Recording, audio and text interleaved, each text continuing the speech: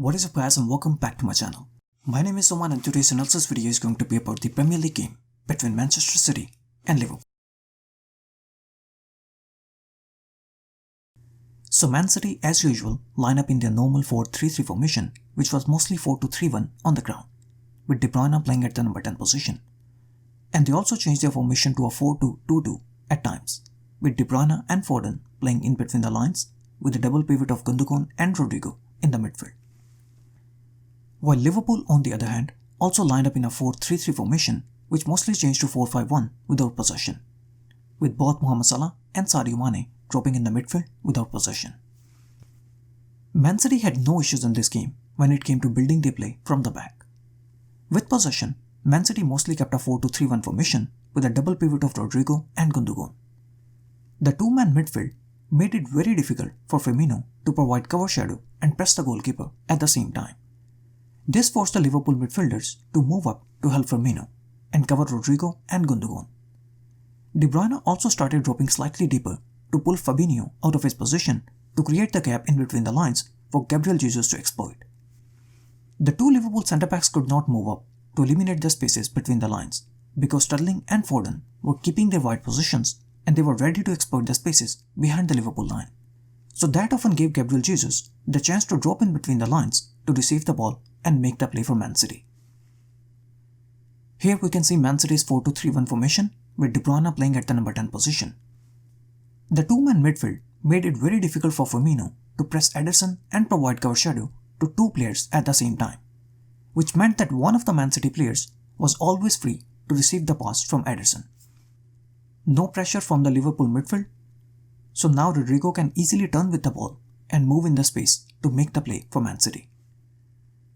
Since the Liverpool midfielders were not applying any pressure on Rodrigo and Gundogan, so they were easily able to turn with the ball and make the play for Man City. But as the game progressed, the Liverpool midfielders started moving up to cover the City midfielders, and they tried to eliminate the spaces. Fabinho on De Bruyne, Henderson on Rodrigo, and Firmino was trying to cover Gundogan. But whenever the Liverpool midfielders moved up, it opened the spaces behind the Liverpool midfield for Gabriel Jesus to drop deep and receive the ball.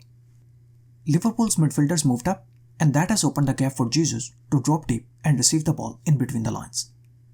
Now just look at the space that Gabriel Jesus has found in between the lines. Man City kept two players up all the time to pin the Liverpool centre-backs and stop them from moving up to eliminate the spaces in between the lines. Two Man City players right at the shoulder of the two Liverpool centre-backs, which forced the centre-backs to focus more on the runs of these two wide players than blocking the spaces in between the lines.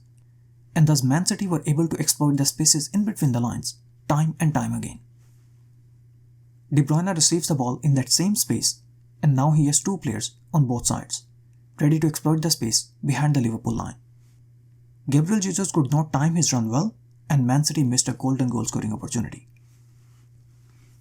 Man City without possession keep a very compact defensive shape, with very narrow distances in between the lines.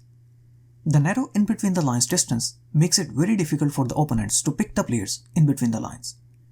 And that leaves the opponents with one option, and that option is to play long passes from the back and try to pick one of the front players behind the high defensive line of Manchester City. And Liverpool luckily had Mohamed Salah and Sadio Mane, who are one of the best in the league when it comes to making well-timed runs behind the defensive line. Man City's very compact defensive formation with narrow in between the lines distance. So Liverpool often tried to use Van Dijk's passing range and Mohamed Salah's run to exploit the space behind the high defensive line. And this was Liverpool's main attacking weapon in this game. The fullbacks and the centre-backs kept playing long passes behind the Man City's line over and over again for the ones of Mohamed Salah and Sadio Mane.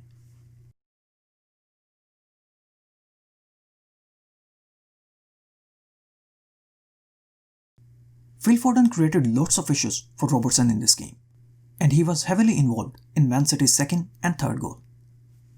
With possession, Foden was constantly dropping in the midfield and he was forcing Robertson out of his position to open the spaces on the wide areas.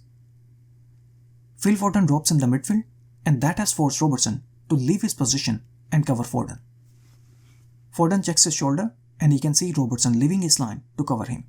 So Foden immediately makes a run in the space that was left open by Robertson to receive the return pass from Gabriel Jesus. Robertson is taken out and Foden is ready to attack the space. Foden receives the return ball from Gabriel Jesus and he had options on both sides, and Man City scored the second goal. Foden once again drops in the midfield, checks his shoulder, and he can once again see Robertson leaving his line. So Foden once again makes a run behind Robertson to receive the ball from De Bruyne.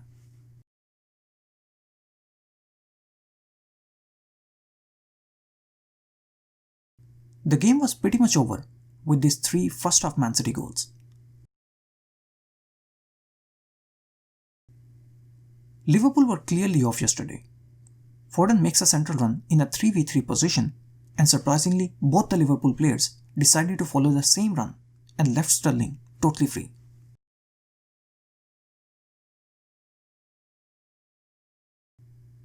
Thank you so much guys for watching the video. I hope you guys enjoyed it. Please don't forget to like and subscribe.